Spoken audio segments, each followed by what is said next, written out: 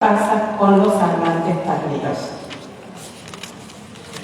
Bien, algo de las definiciones que es importante. En el manual de las enfermedades mentales aparece el tema de los trastornos específicos del desarrollo de la mente del lenguaje, que como todos sabemos son definidos por exclusión.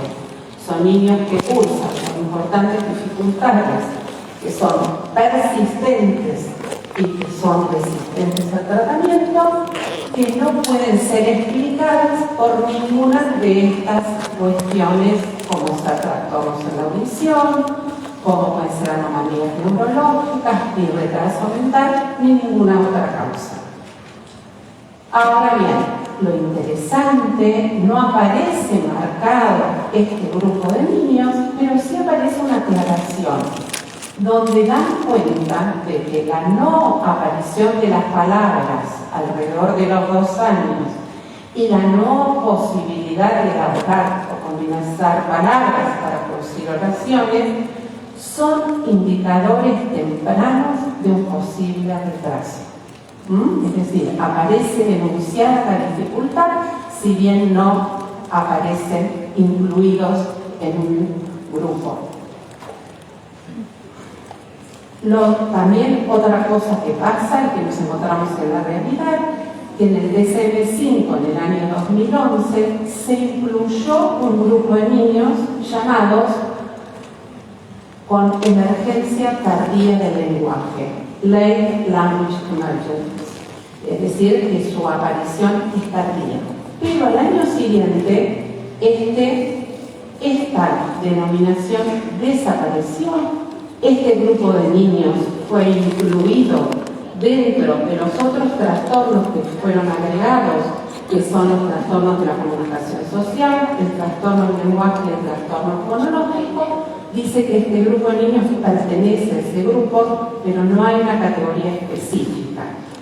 La Haya, que avaló la inclusión de este grupo de niños, sostiene que este grupo de niños debe ser incluido dentro de las clasificaciones, y en la página de la Haya encontramos una aclaración especial para este grupo de niños con descripción clara y concreta de las particularidades del lenguaje de este grupo de niños.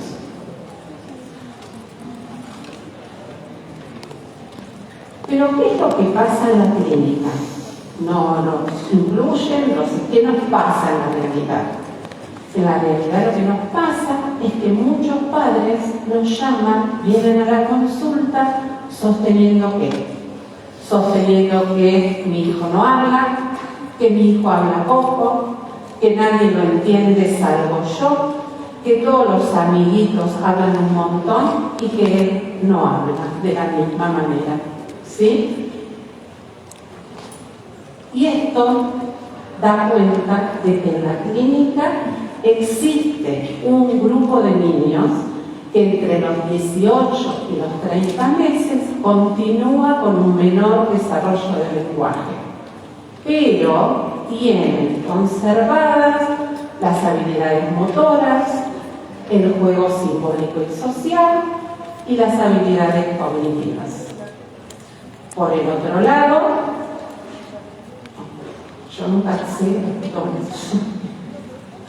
estos niños se van a caracterizar y son descritos por sus padres con el hecho de que son niños que tuvieron una aparición tardía en el lenguaje, más allá de los 12 meses, que el crecimiento de su vocabulario es lento en comparación con los otros niños, que hay una aparición tardía de las combinaciones de palabras, que el repertorio es escaso con nulo de gestos, y que lo que tenemos que también considerar es algo muy importante, que a los 2 años hay alrededor de un 13 a un 15% de los niños que presentan este perfil.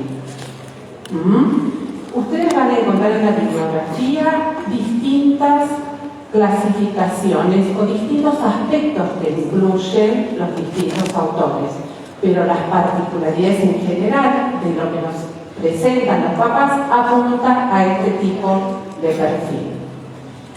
Entonces, vamos a tratar de definir a este grupo de niños, entendiendo que cuando hablamos de hablantes tardíos nos estamos remitiendo a un grupo de niños de menos de 3 años, menores a los 3 años, que tienen un menor desarrollo de vocabulario, vamos a ver, y también tienen falta de combinación de palabras, no aparecen esas primeras relaciones semánticas, que tienen la particularidad de que no hay ninguna causa aparente que pudiera explicar o justificar la aparición de la sintomatología, pero la sintomatología está.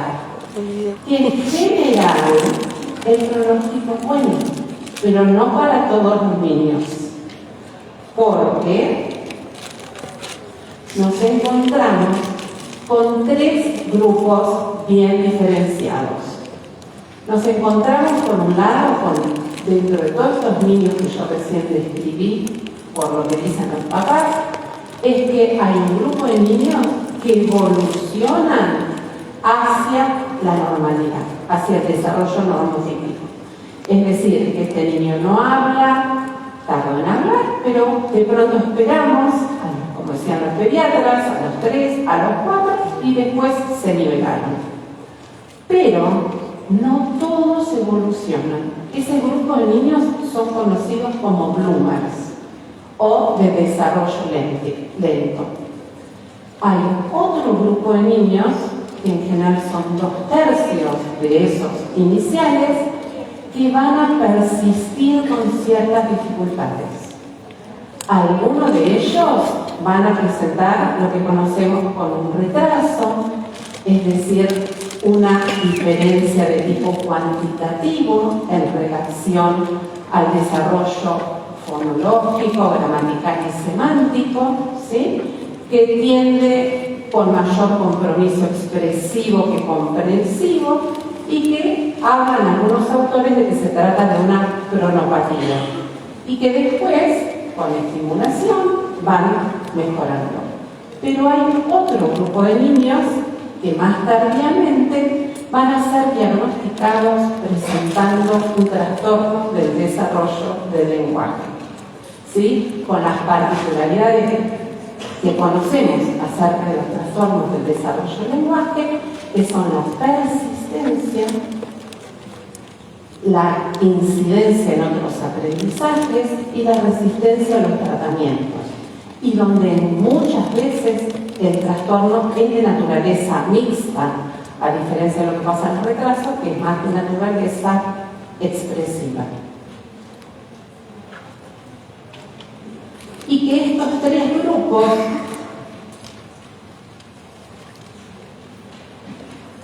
son muy heterogéneos entre sí, porque van a haber muchas diferencias en los aspectos expresivos, en los aspectos comprensivos, es decir, que va a haber mayor o menor compromiso de la comprensión, mayor o menor compromiso de la expresión, donde las pautas de crianza hacen a la cuestión, porque muchas veces se dice, hoy leí que, por ejemplo, se dice que los padres modernos, más jóvenes, que están muy pendientes de conseguir trabajo, de sostener el trabajo, de cambiar y superarse, tienen menos tiempo para dedicarle a los niños y que esto tiene un impacto en la forma de desarrollar el lenguaje de ese grupo de niños. Hay papás que son más estimuladores, menos, todas esas cuestiones que son muy importantes, y las modalidades de interacción familiar, ya que sabemos que según la pertenencia social o las modalidades en general sociocomunicativas, muchas veces todas debemos hacer la pregunta: ¿cuánta televisión mira? ¿Cuándo mira la tele? Y es impresionante, todos miran la tele a la noche cuando se encuentran para cenar. Entonces, no hay espacio, ¿no es cierto?, para que se dé la comunicación y la estimulación. Todas estas cuestiones hacen a cambios y diferencias en las pautas de crianza y en los modelos de interacción familiar presentes en cada grupo, en cada niño, y hacen a estas diferencias en los perfiles. Podemos pensar esto, y algunos autores lo plantean, como una suerte de evolutividad.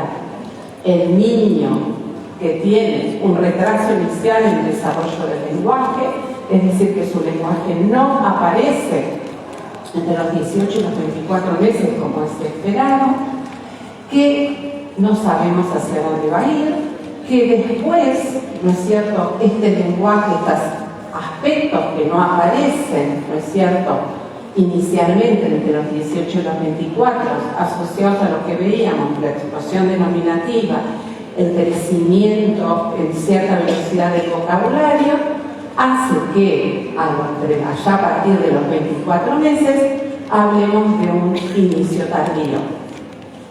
A partir después de los 36 meses, porque dijimos que la definición era a niños menores de 3 años, ya nos vamos a encontrar con el retraso y las particularidades que hemos descrito propias de los retrasos, y más tardíamente, a los 4 o 5 años, según los autores, recién vamos a poder diagnosticar la presencia de un trastorno de lenguaje, de un trastorno específico de lenguaje, sabiendo igual que a veces hay indicadores, sobre todo lingüísticos previos, que nos van a permitir presuponer que el trastorno del lenguaje se va a instalar, ¿sí?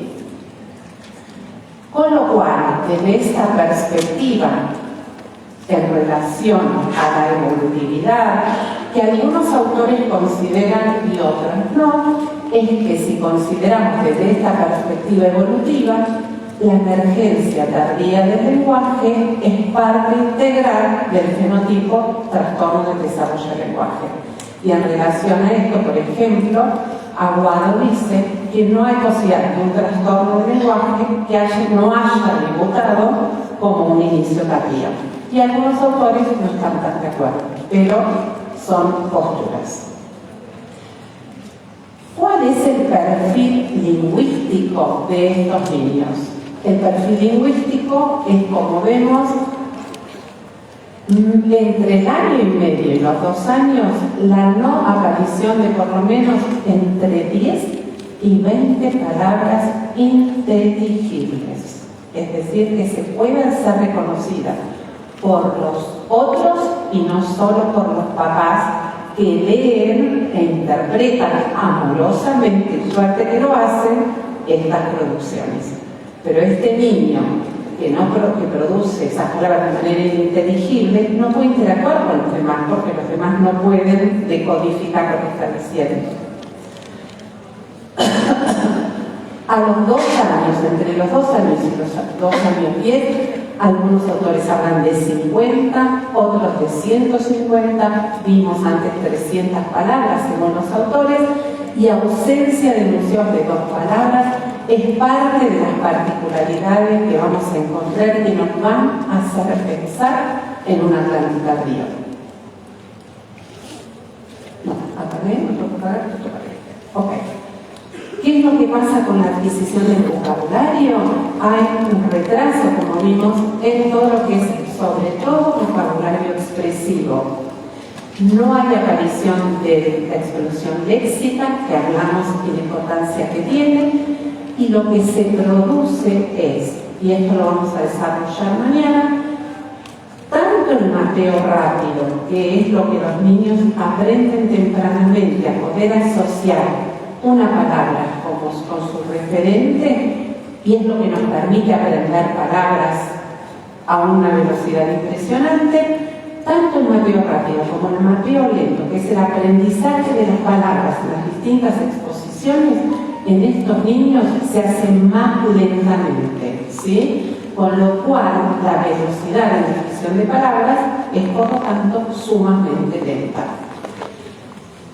¿Qué pasa con la intención comunicativa de estos niños? ¿Estos niños son comunicativos? Sí, son comunicativos. ¿Tienen intención comunicativa? Sí, porque si no estaríamos hablando de otro perfil. Pero ¿qué es lo que sucede? Tienen menos recursos lingüísticos. Al tener menos recursos lingüísticos, está demostrado que estos niños utilizan menos actos comunicativos y tienen menor posibilidad de atención conjunta, porque está muy vinculado con la dificultad que tienen en expresar, en hacerse entender, ¿no es cierto?, y los requerimientos sociales que los papás, muchas veces que pasan situaciones de evaluación, sobre todo en la institución de Estoy en Valor, donde los papás, un niño que no dice nada, le pregunta todo el tiempo, ¿y esto cómo se llama? ¿Y esto cómo se llama? Entonces se ve a la quinta vez que le pregunta, ¿y esto cómo se llama? Y no da el recurso, o tira algo, o se da media vuelta y hace otra cosa. Es así, no hay vuelta que darle, ¿sí? Entonces se genera este círculo que no les permite a los niños desarrollar estos actos comunicativos cuando la intención está, porque si no, vuelvo a repetir, estaremos frente a otro cuadro. Por el otro lado, se dice que desarrollan y que usan en relación a los niños del desarrollo normotípico la misma cantidad del mismo tipo de gestos, aunque en general estos niños, dependerá de las habilidades no lingüísticas, la capacidad que hayan tenido en desarrollar la gestualidad, ¿sí? Y algo marcado es también las destrezas fonéticas fonológicas. Esto, sobre todo para estos niños que son puramente con dificultades expresivas, presentan un inventario fonológico mucho más pobre que los niños del desarrollo normotípico, son menos habladores, la estructura silábica cuando lo hay es sumamente pobre y está compuesta en general por sílabas abiertas o por muchas reduplicaciones, pero con un inventario fonético fonológico sumamente pobre. Teniendo en cuenta y sabiendo cómo las pobres destrezas fonéticas fonológicas inciden en la adquisición del vocabulario. Entonces, al tener pocas destrezas, no logran desarrollar tampoco vocabulario de manera adecuada. Entonces hay como una suerte de interrelación y algo que va creciendo y se va complicando para estos niños. Bien, en una investigación que tiene unos años, propuesta por De Marí en el año 2010, él a la población que estudió la pudo agrupar en 3 grupos. Del total de niños que evaluó, observó que las diferencias entre los 3 grupos las hizo a partir del nivel de vocabulario que los niños manejaban y el nivel de comprensión que los niños evidenciaban. ¿Sí? Fíjense, estos niños en este grupo son de habilidades más bajas en vocabulario, comprensión, expresión y desarrollo cognitivo, conformaban el 10% de los niños. Otro grupo con resultados bajos en estas mismas habilidades, pero tenían mejor comprensión, con lo cual formaban el 26% de los niños. Y el grupo 3, que tenía rendimiento muy pobre, tenía mejor rendimiento en todas las áreas, conformaban el grupo mayor. ¿Sí? Es decir, como vocabulario y comprensión pasan a ser ejes centrales e importantes al momento de pensar en un hablante tardío. Desarrollo del vocabulario y comprensión. Empezamos a vislumbrar. Vamos a pensar, este inicio tardío es siempre un trastorno persistente. No lo sabemos. Sí que es un factor de riesgo, sí, es un factor de riesgo. Por esto que estamos viendo, hay un grupo de niños que permanece y hay grupos de niños que evolucionan. Fíjense las estadísticas. De un total de niños a los 3 años, un 44% de los niños persiste con las dificultades en el lenguaje. A los 3 años remiten un grupo importante de esos niños sin intervención, pero persiste el 40% de los niños. Con lo cual, la predicción y hay mayor predictividad a los 4 que a los 3. Pero ya a los 4 no es el mismo tipo de cuadro, no es el mismo tipo de desfasaje que nos vamos a encontrar. Bien, ¿cuáles son los predictores a considerar cuando vamos a pensar qué va a pasar con este niño? Los predictores van a ser la severidad inicial del cuadro, ¿en qué aspecto por sobre todo? En la comprensión. El grado de comunicación gestual, es decir, a mayor desarrollo de la comunicación gestual, mejor predicción hay por todas las cuestiones teóricas que sabemos acerca de la correlación que hay entre el uso del gesto y el desarrollo del vocabulario. El niño que hace así, el niño que hace así, el niño que hace así, tiene el concepto de lo que quiere decir. ¿Qué es lo que no tiene? No tiene la etiqueta. Pero al poder manejarse virtualmente nos habla de un nivel de representación muy significativo y esto juega a favor de él. El repertorio de consonantes con que disponen, ¿sí? Niños que disponen con, a veces el grupo, la tríada consonántica inicial y nada más, y no combinables con todas las vocales. ¿Con cuántas veces nos encontramos con esos niños? Obviamente que ese niño va a tener, genera más preguntas que los niños que disponen de un mayor caudal productivo. La historia familiar, porque hay cuestiones genéticas que inciden, sí hay muchas investigaciones acerca de toda la impronta genética que hay dentro de los cuadros de trastornos del lenguaje. El sexo, porque es más común en varones que son niñas, y vemos esto sucede también con los trastornos del lenguaje. Hay una prevalencia mucho mayor de 2 a 1 o de 3 a 1 de varones sobre niñas, y la edad del diagnóstico. No es lo mismo diagnosticar a las 2 que diagnosticar a las 4. Es otra realidad. Bien. Hay distintos artículos, ¿no es cierto?, que tratan de entender y diferenciar los grupos de niños hablantes tardíos. Entonces, la mayor parte de los autores lo que tratan de hacer es clasificar ese grupo en niños hablantes tardíos persistentes, que son aquellos que uno supone que van a evolucionar hacia un trastorno específico del lenguaje, versus el trastorno no persistente, que sería el hablante tardío o el que puede llegar a un retraso.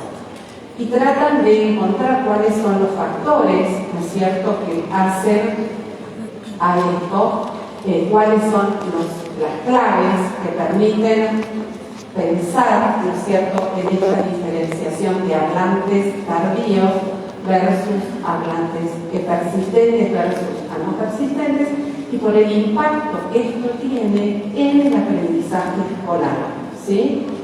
En este estudio que yo les mostré recientemente se tienen resultados parecidos a los que tiene este otro estudio propuesto por la escuela, donde él habla de las particularidades de los niños de edad escolar, niños que han debutado como hablantes tardíos, pero que se equiparan y no tienen trastornos a nivel de desenvolvimiento escolar en la edad escolar. Hay un grupo de niños que homologan y equiparan sus resultados entre los 7 y los 12 años. Pero hay otro grupo de niños, fíjense, se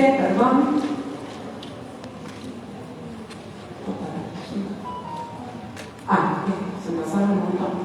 Hay otro grupo de niños que sí tienen afectación, ¿no es cierto?, debutan como hablantes tardíos, y al ser seguidos en el tiempo evidencian a nivel escolar trastornos. ¿Qué tipo de trastornos se han encontrado? Dificultades mixtas, es decir, comprensivas y expresivas, el desarrollo del vocabulario y la morfosintaxis, dificultades que aparecen también en la lectura y las habilidades narrativas, ¿sí? Entonces hay un grupo de niños que no va a tener dificultades, que son los no persistentes en relación a los que sí. Y algo importante es que la mayor parte de los estudios lo que dan cuenta es que muchos de estos niños en la preadolescencia tienen dificultades en la lectura, que se observan con niveles de lectura que entran en el rango más bajo de la normalidad, o que presentan trastornos persistentes en la lectura y en la escritura. Esto observado entre el 41 y el 75% de los casos estudiados, con lo cual la incidencia es bastante importante. Este es un trabajo muy interesante hecho en España, donde las autoras lo que tratan es de encontrar marcadores lingüísticos que permitan identificar un posible trastorno persistente.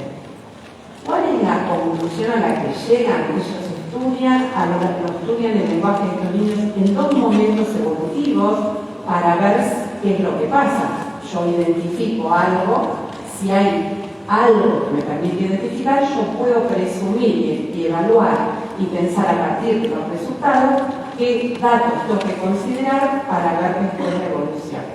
Entonces, lo que ellas observan es que lo que hacen es evaluar las capacidades de producción de clases de palabras, toman en cuenta el largo medio del enunciado y toman en cuenta la complejidad gramatical. ¿Cuáles son las conclusiones a las que llegan? Y esto es algo muy interesante, es que los hablantes tardíos persistentes producen menor cantidad de verbos. Al producir menor cantidad de verbos, la estructura gramatical y el largo medio del enunciado va a ser simplificada, con lo cual no va a aparecer la riqueza morfológica derivativa propia del verbo, ni van a aparecer oraciones con todos los elementos que el verbo exige al utilizar distintos tipos de verbos.